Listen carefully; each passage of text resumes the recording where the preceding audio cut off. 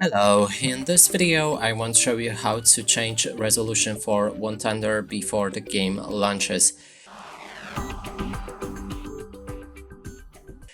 And to do this on Steam you can just click on play and then choose to launch manual game update. It should come with this launcher and you'll be able to adjust your resolution right here. And if you're not playing through the Steam and your game opens without this launcher, you can find the game files, and I'm just gonna do it real quick. Right here, and then there should be launcher. Click on it and it will open like that, and you can change your resolution right here.